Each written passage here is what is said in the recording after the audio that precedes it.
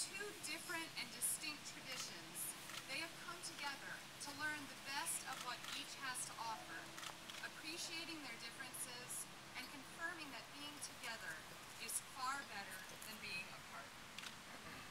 Will you, Andrew and Mindy Meyer, and William and Elizabeth Nowak, encourage Beth and Buddy in their marriage, celebrate the decision they make today, and stand beside them in the years to come?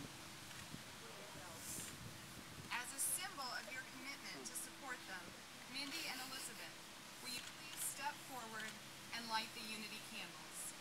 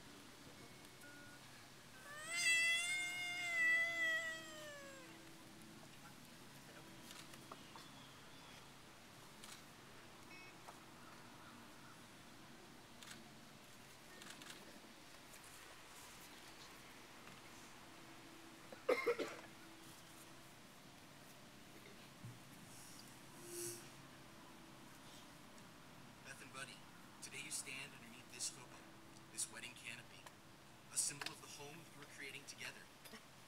Who could mistake it for a real house? Its walls are non-existent, the roof is fragile. Wind can blow through the chuppah, and the rain is welcome. The chuppah does not promise that love or hope or pledges will keep out weather or catastrophe, but its few lines are a sketch of what might be. The flimsiness of the chuppah is a reminder that the only thing that is real about the home is the people who are in it, who love and choose to be together, to be a family. The only anchor that they will have will be holding on to each other's hands. The chuppah is the house of promises. It is the home of hope. Now, Mr. Paul Gordon, the bride's grandfather, will lead us in a word of prayer.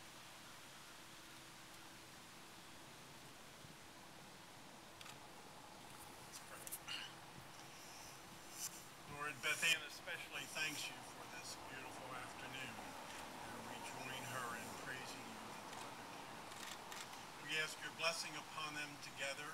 We pray that their home might be the sweetest place on earth to them and welcome place to all those who go therein. Give them the strength and the faith to keep the vows that they take here together, and bless them all the days of their life. In Jesus' name, amen.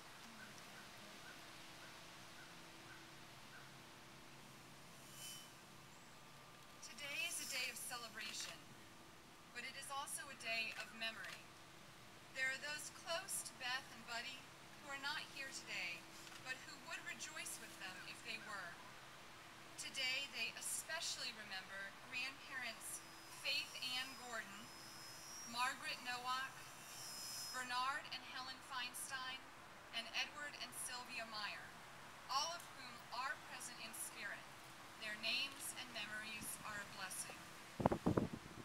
Melissa Pagliari will now read a poem by Billy Collins. Buddy read this poem to Beth early on in their relationship, and she remembers it as one of the first times she was sure she loved him.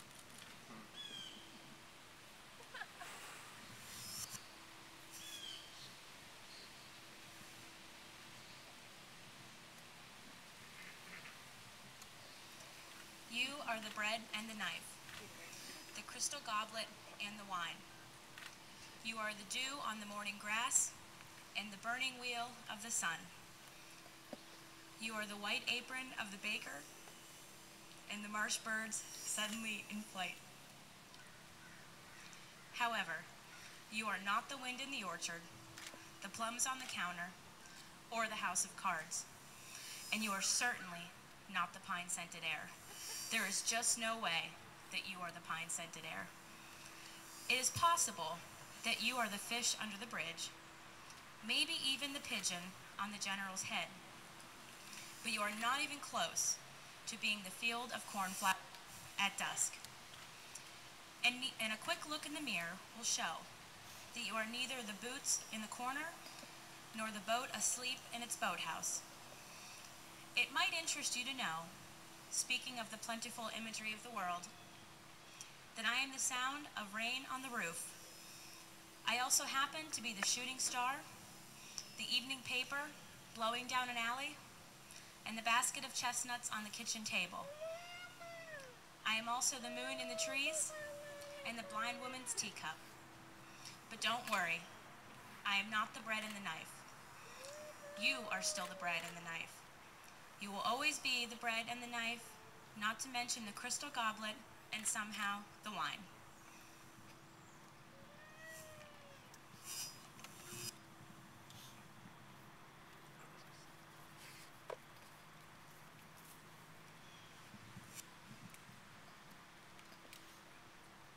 In the Jewish tradition, brides and grooms are blessed with 7 wedding blessings. 6 of these blessings thank God for creating the world, human beings, peace, and harmony, and the joy of the bride and the groom. The 7th blessing over the wine symbolically sanctifies this day